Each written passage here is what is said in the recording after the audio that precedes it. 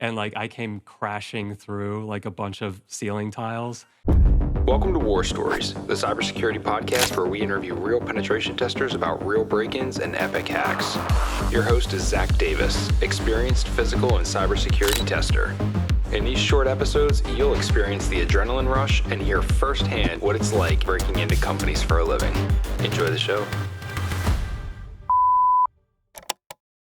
Welcome to an extremely special episode of War Stories. We've got a great guest here today, Matt Graeber. Thank you so much for being here. It's honestly an honor. How you doing? Thanks for having me. Yeah, I appreciate the opportunity. Yeah, I'm doing well. Yeah. glad to have you here. Cool. Well, your background, I was trying to go through and like prepare some actual questions, but even looking through your GitHub, it's a little, there's too many things to potentially ask about, but you know, you've been around security for a while. You've done a lot of cool things. How did it all get started? Like we were talking about a little bit before, but you know, how'd you get here and kind of what I think sparked your interest or in the offensive security world, I guess. Yeah, it's funny. So I would probably trace back the origin point of my security career while I was standing guard while active duty Navy at this small little site that I was at. I was a Chinese linguist for six you years, mentioned. and so like one of my like mandatory side gigs was occasionally standing guard at this facility. Picturing like overnight, you're standing outside somewhere. Sometimes overnight. Yeah. Yep, it depended. But so I mean, one of the things that I did was just wave people in or not let them in based on what badge they had. So like, just had to like visually inspect their badge, make sure everything looked okay. And if there was any issue, turn them away or ask questions. Anyway, one thing that I would regularly notice for this particular crowd of people was like the different lanyards that they had. So I had always been interested in computers. Like I can't think back to any point in my history when I wasn't screwing around with computers, like deconstructing them, rebuilding them, just doing all kinds of things with them. Classic nerd background Yeah, as a kid. yeah. Playing video games, taking apart the family computer, doing that kind of stuff. Exactly. Yeah. Yep. And uh, yeah, so I had also gotten like an associate's degree in like computer science. So just starting to figure out like what I might want to focus on, but Mm-hmm. not really having a good sense of it, like exactly where I would want to take that career as I was starting to uh, know that my Navy career was coming to an end just because I wanted to go back to the East Coast and do something with computers. I wasn't sure what, but I would always notice like certain lanyards that some people were wearing, and like a lot of them would be wearing like DEF CON lanyards and black hat. I was like, Oh, oh, I really? was Because like, those always do stand out. Like they're usually pretty recognizable. Some yeah, cyberpunk stuff or something. exactly. So I was just Yeah. like, man, like that sounds really cool. And so I just started digging into like some old talks at like Black Hat and DEF CON. This was, what year was this? This was probably around like 2007, 2008, Okay. when I just started dabbling into security. So you said you had associate's degree in like computer science, Mhm. but you hadn't like you'd done like programming at that point, and Yeah. so you'd starting to dabble a little Yep. bit into. And at that stage, I was just about to finish up my bachelor's in computer science.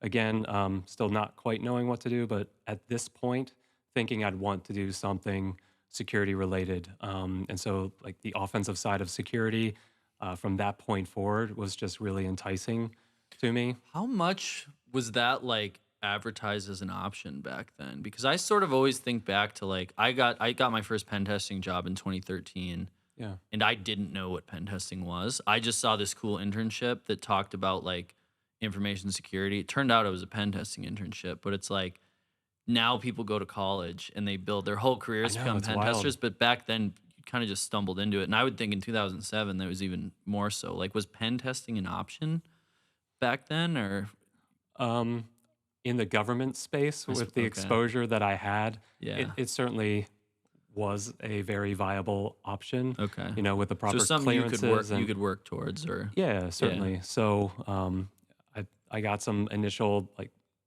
security certifications. So just really starting to get my feet wet of like just understanding the concepts and being able to speak that lingo somewhat, but still all very book smart at that point and not a lot of like putting it into practice. Um, and let's see, yeah. So just after studying for a while, I got out, still had my security clearance. We were in Northern Virginia at the time, and I mean, I was desperate. I was applying to like any security So you job I got security possibly clearance, could. Northern Virginia. It seems like you're all set to be a contractor somewhere. Yeah, I thought I was all set, and I still honestly didn't know like exactly what I would do. So I applied for some linguist jobs, but as many like security jobs as I could. But again, like I just didn't have the experience on my resume to get into it. So like, uh, I'm just so fortunate and blessed that my first infosec job was supporting the Army Red Team as a contractor.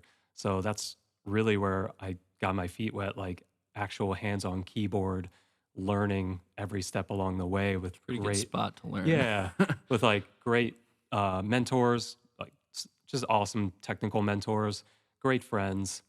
Oh, and Yeah, then, support. So you're supporting Army Red Team, yep, learning the ropes. yeah, like getting more security certifications and just uh, sort of like an all of the above approach to like just taking in as much knowledge and practical knowledge as I could. Like I went through and got my OSCP. What Uh, year did you get OSCP? yeah, that was I want to say 2011, Okay. like very early days, I think. Well, it's funny because my little brother, he's doing it right now. Cool. He's a tester at NetSpy, Oh, nice. and the coursework is so much more, I guess, robust. I mean, when I did it in 2015, Okay. and it was still very much there was 5 separate systems Yeah, in the labs. that There was was mine. Yep. yeah, there was no Active Directory, there was no none of that. And Right. he's explaining this certification to me now, and it's completely different. And I remember in 2015 when I was doing it, talking to like coworkers who were older, had had it for 4 or 5 years, and what they were describing was even like, it was it's crazy how that certification just evolves over time to like match the real world. It needed to, and I'm Yeah, really glad it did evolve because, like, if you think back to the OCP that you took back then, like, honestly, how relevant would it be now with like the like exploit focus? Which, yeah, of course, like all of that is still like very relevant. It's just like the field and like the attack surface, depending upon like what your specialty is in pen testing, is so much broader yeah, that what we took back then just feels so niche and not quite as relevant as is yeah. today. If you want to um, get into like various different aspects of pen testing today, which just don't really need to be as like exploit development focused. No, yeah, you can definitely. I always kind of joke, and actually, this is something I've been waiting to say because you're a perfect example of it. Like, there's like the real hackers doing the research and like writing the code and doing all that, and then there's like people kind of say it almost as a derogatory thing. You're a script kiddie. It's like, well, I'm really, really, really good at being a script kiddie, and like, you can be super successful in pen testing because there's so many other components of the job that are outside, like, being able to write some crazy piece of research. And we kind of get to ride on the coattails of the real hackers, but there's plenty of places, probably more, for just being a really good script kiddie, understanding your tools, understanding how to use them. Like, you can still go a long way doing that kind of stuff. Exactly. Well, Yeah. and I mean, so many people who are like doing the research and maybe developing the POCs that would later turn into more full-fledged tools Hmm. don't necessarily have the operational experience to know those tools inside and out. So there's an art and science to using tools and using them effectively to achieve your objectives. So, um, I I mean, Yeah. I certainly don't think like one side is more glorified than the other. Like there's opportunities to really hone and evolve your craft in both arenas, whether it's more operationally focused or more deep dive research focused. I think there's ways for everybody to use their individual skill set to like be successful in security if you're just willing to like try hard. I mean, to use the OSCP thing, Yeah. like try harder. It's Yeah. like tried for years how to, try to teach myself how to code. And it's like I can do little scripts and stuff, but it's just like I finally realized that's not how my brain works. I'm like not that I can't do that. But there's other things I'm really good at, like, being able to manage the projects and be able to talk to clients and explain concepts. And I know enough of the other stuff to be dangerous and to read through and understand what my tools are doing. But like you can find your own niche and your own way to be like successful in the career path. You don't have to be spot doing on. the super crazy research like Exactly. some of the stuff you've done. Well, there's the application of super crazy to any domain. Sure. No, I know. I don't mean to put you on the spot. Hackers are always so humble. Sorry. So we're getting sidetracked here. So Army school, OSCP. Yep. Still learning the ropes. Yeah, really learning the ropes, having a lot of fun. So we were also doing like physical assessments as well. So it really was like a full spectrum assessment that our broader team would engage in. So like there were some dedicated like physical assessment people on the team, but like we got to ride shotgun, and they often needed to bring us in to do our job. So whether it would be actually, I was trying to think of what was Kali Linux called before Kali Linux. It was Backtrack. It was Backtrack. Yeah. Yeah. So we were developing sort of like a customized Backtrack distro that we would use for physical assessments. And Something small and portable on a thumb drive that you could.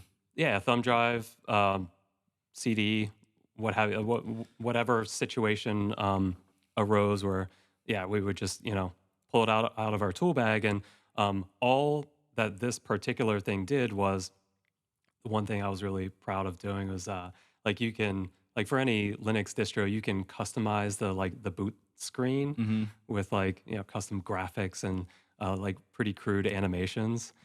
So I was able to emulate the Windows like boot animation and sound. It's like the Windows thing would come up with. I don't know what that would have been like, Windows XP around that time or something.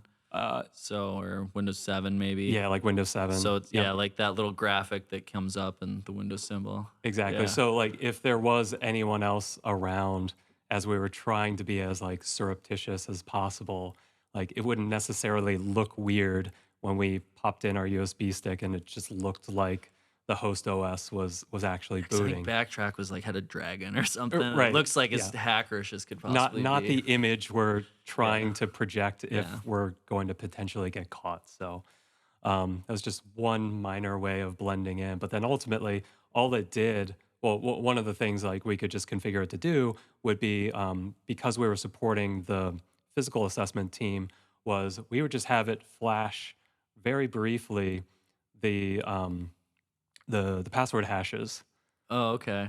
so that they could just take their camera, snap a picture of it, and then we would like transcribe that after, like, if they were very limited on their time, then they would just pop, like, I mean, they could do this without our help. Just pop in the disk, the USB stick, reboot, snap a picture, Sort and of roll like- out.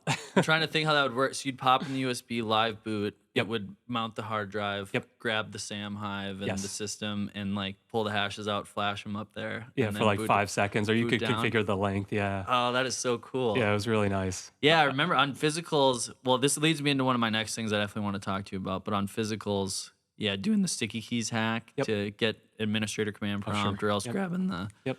But one of my other favorites on physical that you helped develop was like Invoke-Shellcode. Oh, and sure, being yeah. able to load that remotely with the download cradle and PowerShell. And that was just like, I started pen testing in 2013. And we were still doing a lot of stuff with like just using Metasploit payloads. But then all of a sudden this new PowerShell thing came out. And you could just get a shell by running Invoke-Shellcode and, the whole PowerShell download cradle. So for the non-technical listeners, you could basically open up a command prompt, launch, and type in one line that was fairly easy to type in. You could type it in 20 or 30 seconds. Right. And it would reach out to the internet, grab this script called Invoke-Shellcode that you would set up, come down, and it would execute your reverse shell in memory. So there was nothing left over on the disk. Like antivirus wasn't really, is good at getting into memory at that point in time. And Yeah. it was this short little one-liner, and you could put it in a VBA macro in a Word document. You could type it into a computer on like if you walked up to an open desk on a physical. We would just do all sorts of stuff. The click jacking, or mouse jack, you'd type a little script up and steal someone's mouse from outside the building, and it would Oh yeah. run Yeah. the Yeah. Invoke-Shellcode. Yep. So one of the coolest things ever. We used the crap out of that thing for quite a few years. That's awesome. Yeah. Yeah. So yeah, I guess the genesis of Invoke-Shellcode was we were on an assessment. We were on site. It was a pretty high security facility, and we were on a host on a segmented network, like not on the internet. And I had a payload that I wanted to run, just a shellcode, like a reverse shell payload, something like that. And so what I decided to do was to drop a shellcode executable runner that it took like as a command line argument a hex string Okay. consisting of the shellcode payload, like as like a hex string. It would convert the hex string into the actual bytes and then Okay. execute that. So that got caught. So that got caught by AV.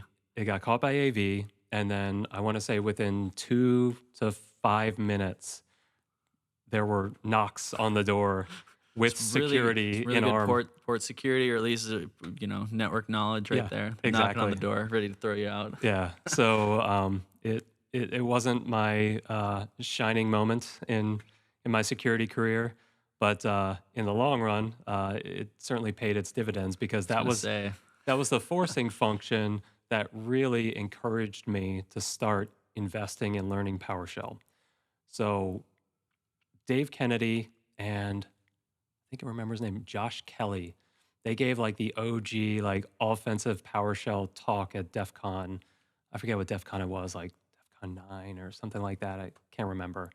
But they first put offensive PowerShell on my radar. And so I had played around with it a little bit at that point, but I wasn't like super comfortable. But what they talked about in that talk was what we were talking about earlier. So in .NET, there's an interface into the Win32 API. So if you want to call functions like get proc address, virtual alloc, like the functions that you would call if you want to execute shellcode, yeah, if you want to get something into memory. yeah, .NET has an interface into that. And so they first introduced the hacker world to that interface through PowerShell. So I got burnt on that assessment, and then I just really started digging into their work. And I eventually got a working shellcode runner. This was still prior to it being called Invoke-Shellcode, but I went to my first DerbyCon conference. I want to say it was like DerbyCon 2 or 3. I'm trying to think what year it was, maybe like 2011 or something. And so I had the working shellcode runner, and like I really looked up to Dave Kennedy, and like I didn't really know many people in the industry, so it's like Yeah. Dave Kennedy to me was like, oh my gosh, like just a really big deal. He's running this conference. So I'm like, who am I to like go up to Dave and tell him about this like stupid script that I wrote? Like he's probably gonna crap on and be like, yeah, just try harder, bro. Like, but no, I saw him, I pulled him aside and I was like, hey Dave, like I really appreciated the talk that you guys gave at DEF CON, and I took your concepts and I developed everything into this like this pretty seamless shellcode runner. So I just wanted to get your opinion on this. And like I'll never forget the expression that he had on his face. Like he just Yeah. lit up with excitement and just like really encouraged me to like release it, talk about it, like get this capability out the door. And so from that point on, like Dave, like, well, one, he served as like a technical mentor and role model for me in the industry. And then he really just motivated me to continue pursuing going down this path of offensive PowerShell, which, Yeah, you at took the it a long time, way. yeah, like it hadn't fully dawned on me Hmm. just how powerful offensive PowerShell would be until like more and more capabilities started being I produced. mean, it was crazy for a few years. That's all it was PowerShell. I feel like for a few years there, it's like, I mean, and it's still, I think there's still applications to use. I mean, obviously, there's still applications to use PowerShell in Yeah, different ways, but like it was such a blue ocean where it's just like anything you wanted to do, or so many things you wanted to do, just wouldn't get detected. It was just like exactly. you were just invisible. Yeah, It's like, oh, we're not. They're like, well, how do we do a signature for this? I'm like, you don't. It's in memory. You can't. I didn't write anything to disk. It's just like as soon as you shut the computer off, it's all gone, which isn't completely true, but that's kind of how it felt. yep, It's like it was just it was a whole new world of what capabilities are. And yeah. And it was around that time that you started hearing terms like fileless malware. yeah, And then my coworker and mentor on the red team, Chris Campbell, um, yeah, he was awesome. So like we did a ton of work together, and like he really started diving into PowerShell a lot as well. And we gave our first talk together at I think it was like DerbyCon 3. It was called Living Off the Land. yep, So it's like where we developed and really like put out that concept of using the built-in tools available on an endpoint without introducing any externalities like on disk. So of course PowerShell was central to that, sure, but it was extending that methodology to like what other things are available to us. For example, I still wasn't that comfortable with ETW, so this event tracing for Windows. mm-hmm, But there was a tool that leveraged it that would allow you um, to capture PCAP essentially using ETW. What was the tool? It was NetSH. okay. So like you could capture credentials potentially by like just having like a persistent NetSH command capturing a PCAP, and then you pull that back So you'd and then catch pull out. you'd catch them like going. You'd run that and have it sitting there while the user is actually on the endpoint, and then Yep, as they go and authenticate to a resource, you their hash cred would be in the. I exactly. don't think I've ever even tried that Yeah, technique. That's pretty it cool. was really handy. Yeah, Yeah, so these are just some examples of some of the tradecraft that we were trying to raise awareness of. We're like, sure, you can develop your own capabilities and drop executables traditionally, and of course, there was a whole market and art and science to evading AV signatures for on-disk payloads, which of course obviously still persists today. yeah. But Well, I mean, because you took yeah, it so much farther. I mean, you did a lot of the. I'm trying to remember now. You did a lot of the research around just using like trusted signed binaries yeah, to execute code, like yep, outside of PowerShell, like yeah. using. I'm trying to think of some certutil and MS build and a lot of like those types of things. Yeah, well, I would attribute MS Build to Casey Smith. Okay. Casey, like he rolled with all the LOLBINS. Like I think that term had already been established by that point, maybe. But yeah, he was on a roll for a while. It was what was it? He called it like Squibbly Do. Yeah. What was that executable? It wasn't Run DLL32. It was like That's the one that it would load like an XML like style Reg sheet. SVR32 or something like that. I don't remember. There were so many of them, and I was always like, again, riding on the backs of my coworkers who were smarter at building the proof of concepts. But Yeah, yeah, there's all sorts of different ways you could run. Like, I mean, even just trying to get Mimikatz to run, but it'd be like an XML style sheet or something that would get loaded. I think maybe yeah. that was MS Build. I sort of forget. There's all these different ways to get. MSX XSL.exe. Yeah, there's just Yeah, myriad host binaries for running arbitrary unsigned code. yeah, So yeah, that was a lot of fun. And what that eventually evolved into was me kind of starting to get into more of the defensive side. hmm, So taking like all these LOLBINs and trying to understand like, well, how can we realistically block these? And this was during the advent of Device Guard, is what it used to be called. It's Windows Defender Application Control now. hmm.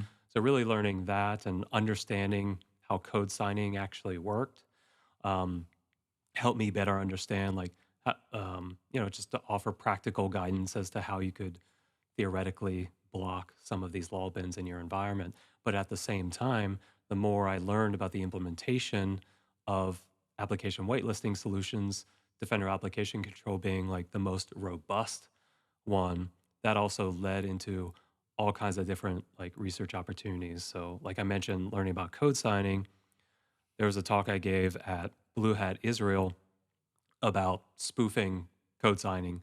So, like, there's a whole extensible architecture in Windows where you can have code that knows how to parse different file formats, right? So, there are different file formats in Windows that can be signed. Mm-hmm. So, exes, DLLs, .sys files, like the PE file, that's the most well-known Sure. version of a file that can be signed, but PowerShell scripts, PS1, PSM1 files can be signed as well.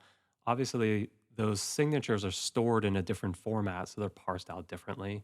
VBS files, JScript files, these can all be signed, these different formats, and the signatures have to be stored in different ways. And that being the case, there has to be code that knows how to validate all of that. And so what I noticed was that the DLLs that do that validation of the signatures, those are registered in the registry. So there's a registry value that would specify the DLL and the export function of that DLL that performs the validation.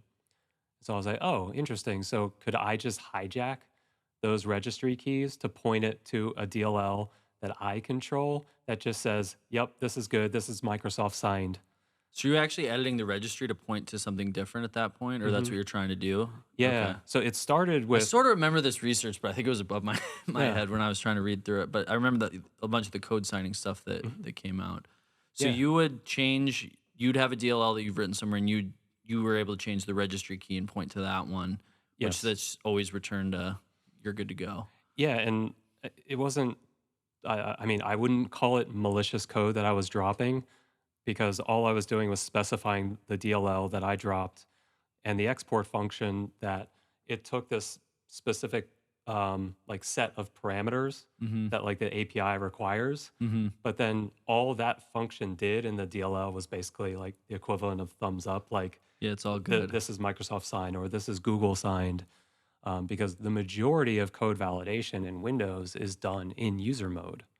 And so Okay. this is like the extensible user mode architecture that, So you'd have access to what you needed to change in the yep. registry. Yeah. Yeah. And so I was trying to come up with like ways that you could block that tradecraft from occurring. So like you could use Windows Defender Application Control to have like a strict whitelist of what would be allowed to do the validation because that validation was done in the kernel. So I didn't have a way of like, at least using this means of Yeah. bypassing the validation in the kernel. But what if I could find a signed Microsoft DLL that had an export function that roughly emulated the parameters required for that API that always returned true? And so I found one of those DLLs. I forget which one it was. It was some like debugging function in like NTDLL or something. And so that allowed me to not drop anything to disk. So you just point to this one. I just point to that function that without that function intending to do so gave the thumbs up. And so, yeah, just the cat and mouse game persisted of like, okay, like I don't have to drop any of my unsigned code to disk to actually get any file on disk to validate as if it was Microsoft signed or basically like you could stuff any signature you wanted into your code. And then this would just say, yes, It's I okay. see your signature and it validates properly. So I might be again getting lost in the sauce, but I remember we would always use for a while we were using click once applications, and it was a huge deal if you could get it signed. Yeah. and that because then it would just run, and I Yep. think there was like an extra couple clicks. Yep. We went through this huge exercise. It took me weeks where I created like a fake company, I created like a fake LinkedIn page, I created all this background stuff. I somehow registered an LLC, and actually got myself an EV code signing cert. How That's would not cheap. No, I think it was a couple hundred, but we used it on. We had a specific red team where we were like, it was a big deal. So I think we were able to get the cert. And it was Justify worth it. it Yep. for that. But Yep. how would that have worked? I'm just trying to think of like how could you have leveraged that in like the context of a click once application? You probably wouldn't. Okay. So different context, right? So like You're more talking on like you're on an endpoint. you've already compromised the endpoint, Yeah. and now at this point, like you just want all of your code to look as if all of your custom code that you're going to drop to disk to look as if it was signed legitimately by Microsoft. Sure. Yeah. Yeah. So to confuse all of the Yeah. It's EDR products Yeah, and, you're already AV out there. AV. Yeah. You're gonna be able to still compromise that endpoint. You're able to do whatever you want versus you try and make any move off of the system or even on the system and Yep. it's gonna start flagging. Yeah, so that technique would not benefit you as well from like from an initial access perspective. So for initial access, ideally you would want to ship something that's legitimately signed. Have the user download something and double click that and get code execution. So that has its Yeah, own 'cause you're gonna need set to of unique tradecraft. You're gonna need to set up the scenario so that the code is being checked in that way and pointing to that Mhm. that DLL versus just sending a package that's just gonna execute. Then it's gotta be signed from the beginning. Right. So in the case of click once, what else? MSIX files now, like they have to be signed a certain way. Um, a trick that I developed and also like would often report to Microsoft was, have you ever worked with HTA Yeah. payloads? Oh, yeah. We use those a lot too. Those are Yeah. awesome Yeah. because you can put an HTA payload in any file you want. Because when you run mshta.exe against a file that has an HTA payload in it, it will just scan. I think it scans from like the end of the file And back as soon as to it the just beginning of the file, and finds that chunk and then yeah, as soon as Yeah. it finds that like that HTML, the right HTML consisting of the HTA payload, it will just execute it. So um, my whole thing for a while was trying to find different signable formats where I could embed an HTA payload into it without invalidating the signature. So what okay. you would, so if I could find one of those, which I did, cab files was one of them, WIM files, so Windows image files. Okay. These are just two examples of signable files. And so I would go find a Microsoft signed cab file, WIM file, and embed my HTA in it. And then that's what you would send as your phishing payload. Now, it would have to, in order for the victim to double click it and actually execute it, it could no longer retain the WIM or the cab file extension. You had to rename it Mm-hmm. to HTA in order to get like the file association, so you can double click the thing and get code execution. But it had the effect of bypassing the smart screen prompts Yep. because it's Microsoft signed. Yep. Because I found like there would be places within the file format where you could just stuff arbitrary data without invalidating the actual signature. And so HTA was perfect for that, Sure. considering the flexibility with which it was executed. Yeah. It didn't have to be formatted in some like esoteric file format. It's just like you just throw it anywhere you can, and HTA will pick it up and execute it. Wow. Super cool. Yeah. Yeah. The way the cat and mouse, I think, with the research you've done is like such to a crazy level. Like just trying to find all these trusted tools to like use against, kind of the adversary, basically. Like, what can I tweak here? And it's just Windows is such a broad, massive, like, I think people take it for granted how complicated of a system just a Windows computer is. There's just so much going on, and there's so many little obscure file types that were written in like the 90s, early 2000s that nobody's thought about since, but are still Exactly. there and supported. There's just so many Those are little the things fun you can things, look those for. esoteric, old, crusty old things to dive in and research. Yeah. One of those was like WMI at the time for me. Like I was on a WMI kick for some years and just trying to develop like what tradecraft would be possible, locally and remotely with WMI. So that was a lot of fun as well. Sure. Yeah.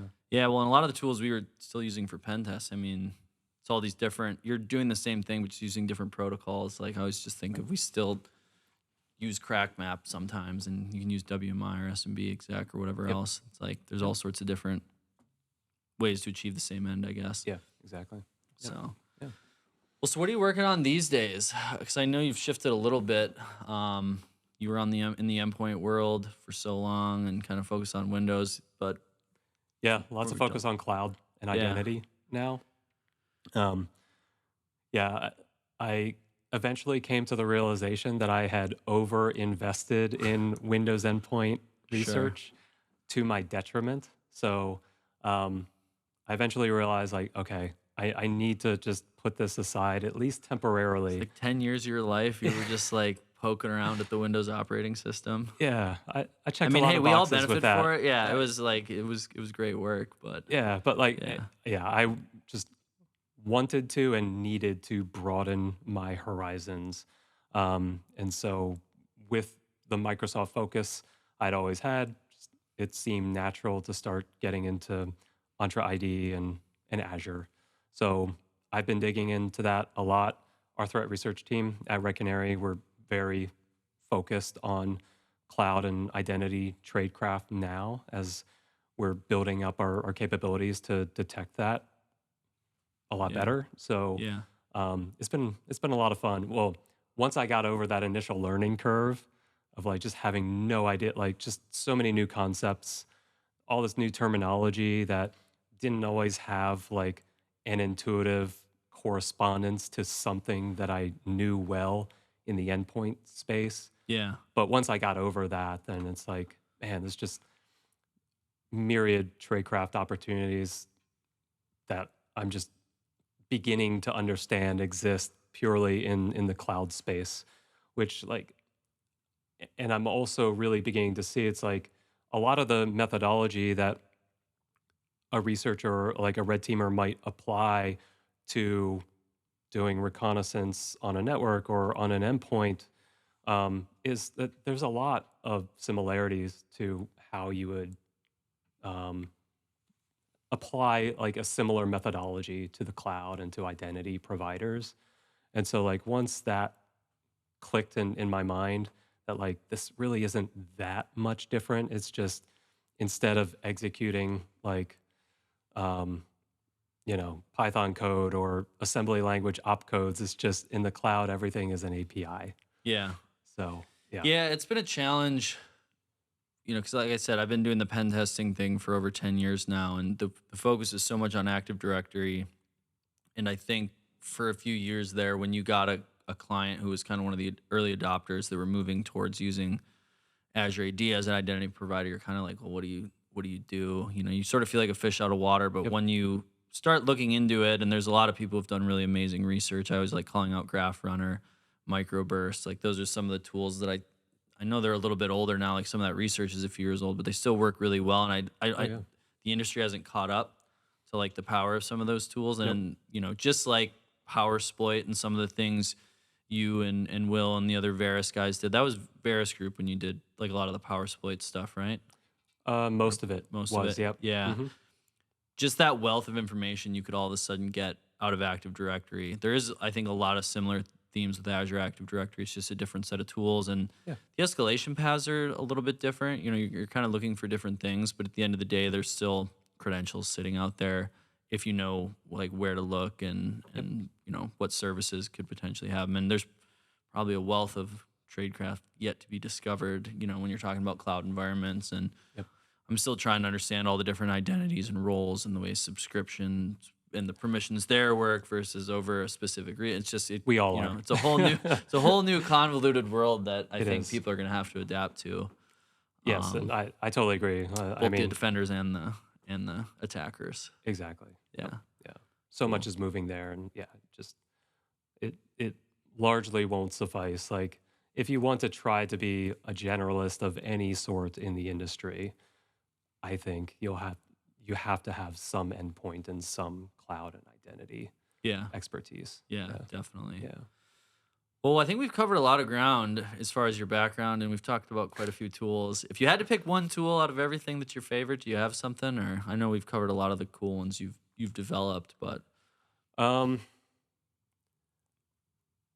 Now, there's no specific tool that comes to mind, but a particular researcher, James Forshaw, all of his work I would recommend. Like, I've okay. always loved the methodology that he has applied to finding these like crazy esoteric logic bugs in all things Windows. Mm-hmm. And so I had always looked up to him as a technical mentor of someone who didn't necessarily have like an end exploitation objective in mind. He was just after learning whatever technology that he would focus on to like the bitter end. And Just like that get obsessive over a certain yeah, thing and really understand how it works. and really understand how it works by one, as he learned more, he could ask better, more informed questions about that technology domain that he was investigating. But how would he answer those questions? He would answer them by developing his own tooling to answer those questions. And so, like, having applied a mere subset of that methodology myself, like, I would see again and again that it just works. At least for me, I feel like I don't learn a concept as well unless I can apply it, fail to apply it, fumble through incessantly, and then write some code to compensate for the fumbling that I had been doing, and then rinse and repeat. And like once I've developed some code to better understand how this thing is actually implemented, then that opens up this whole world of possibilities of asking new questions of whatever it is James is investigating. I'm investigating. So for me, like it always comes back to developing tooling that is specific to the domain that you're investigating. Keeps your skills sharp with writing code. Mm-hmm. I'm no expert, but I've done it enough that I realize that like it has been a necessity for me to do, any amount of research throughout my career. So yeah, again, I would come back to James Forshaw as just like an incredible researcher who's developed great tools, not with exploitation in mind, but just understanding the capabilities, limitations, and capabilities beyond what were documented. Sure. It's almost like the tool in this instance is like the methodology. Yes. It's like Yeah. it's the They're approach, not the interchangeable. specific thing. Exactly. Yeah, Yeah. very cool. Yeah. I think we can often get frustrated, especially people earlier in their career wanting to get into research. It's like they have this lofty objective in mind of like, I want to get code execution from some esoteric exploit, saying like an iPhone or something like that. They Like, want to find the next, MSO 8067 or whatever that is, yeah, something. which Vulnerabilities in SMB aren't gonna come around very often. not too often. but they do obviously. I'm sure they exist, absolutely. Um, but yeah, it's far too easy to get frustrated if we have that too lofty a goal in mind, when really, I believe our immediate goals should just be understanding the technology that we're wanting to dig into without any particular objective in mind, except simply learning. That's almost kind of going back to like, the original hacker manifesto, which we've kind of talked about a bunch, or the hacker mindset. Have you ever read that book, Hackers? No. It's about, I mean, I know what you're talking about. you Yeah. should read it. Yeah, it's pretty interesting. My dad he was like a developer back in like the 90s, and he did a whole bunch of data management stuff over his career. He worked for Yeah. Honeywell, but Yeah. he gave me that book when I was first getting into pen testing. And I was expecting it, I think I was expecting it more to be like Hacker the movie or something, like about like hardcore hacking, but it's about the Model Train Club at MIT way back in the 60s and just like, how does this work? Yeah. Like that's the whole thing. Like, how does this work? How can we like understand, so that we could take advantage of something? And I think so many of the the conversations I've had doing this podcast kind of come back to like just the hacker mindset of like, how does this work? Yeah, You know, and exactly. going from there. Yeah, enjoying deconstructing a thing, putting it back together, getting excited about the fact that something has inherent limitations that you might be able to circumvent Sure. beyond the documentation. Yeah, there's, I mean, I think anyone who likes just puzzles in general can kind of get behind that mindset of just appreciating the puzzle nature of hacking, reverse engineering, things like that. Yeah. Yeah, 100%. yeah. Cool.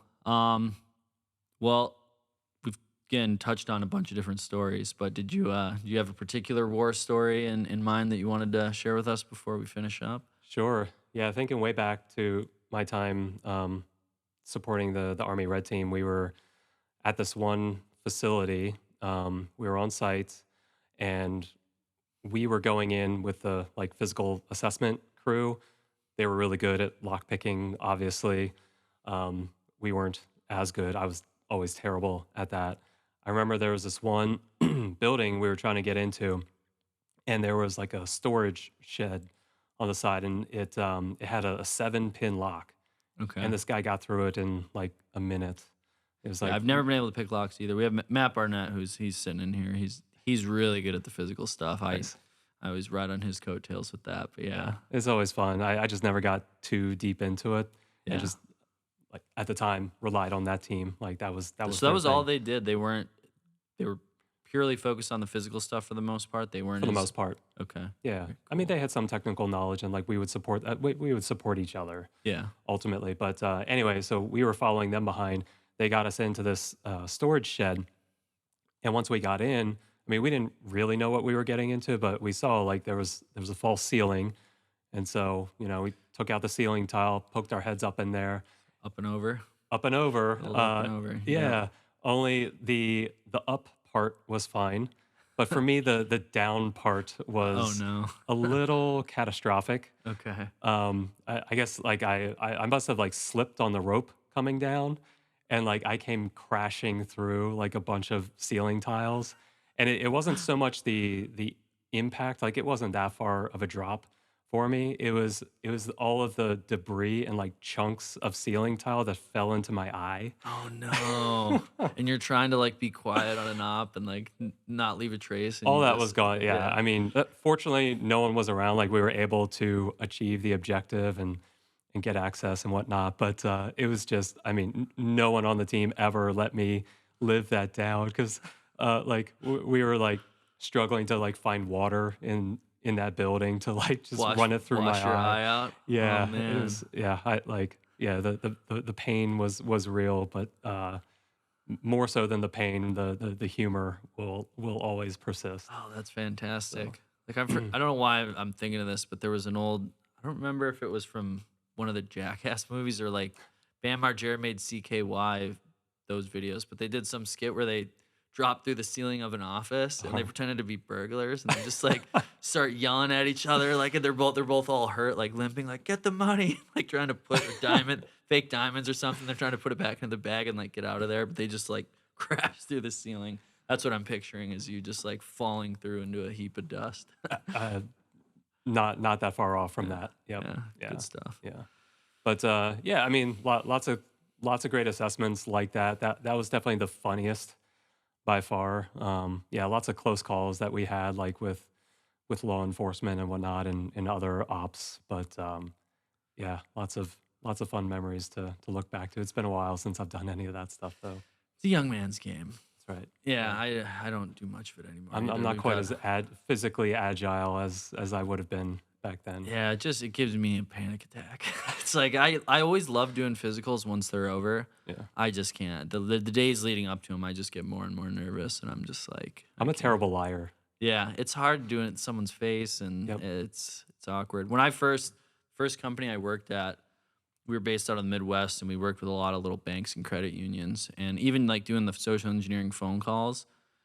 We'd be calling up and just trying to get social security numbers and stuff, but we'd get like these little old ladies working at some bank in like northern Minnesota, and they'd be so helpful. And So we'd be like, sweet. I'm getting this old, like, sounds like my grandma. I'm getting her in trouble. It's like, it's hard to do sometimes, but hopefully it turns into something positive. I mean, maybe that's one way that us kids can learn to develop a moral sense by abusing it, Yeah, I think I abusing definitely, those old ladies so yeah, many times. the older you get, yeah, you start feeling guilty about it, but Yeah, yeah. cool. Well, on that note, I think that's a great one to end on. But Matt, how can people find you? Are you still releasing blogs and research with Red Canary or anything like that? Or Yeah, the main thing would be through the Red Canary blog. Put stuff out through there occasionally, and also on my GitHub. Any personal stuff that I do put out there, I'll just consolidate on my GitHub. So that would be like GitHub, or yeah, my handle is manifestation on GitHub. manifestation? That's got to be the most signatured like string in an antivirus Quite possibly at the in the time. history of I mean, everything. Like that's in there, something bad's happening, right? I mean, it's an easy mode detector, and like there's no shame in that if you're not putting forth the effort to, to evade simple things like Yeah, that. Then look for manifestation. yeah, yep. Well, thank you so much for being here. It was so much fun talking to you. Thank you for Invoke-Shellcode on behalf of me and all my friends. It was a great one. And yeah, just thanks for being here. I really appreciate it. It was a great talk. Thanks a lot, Zach. All right, Yeah, thanks. appreciate it.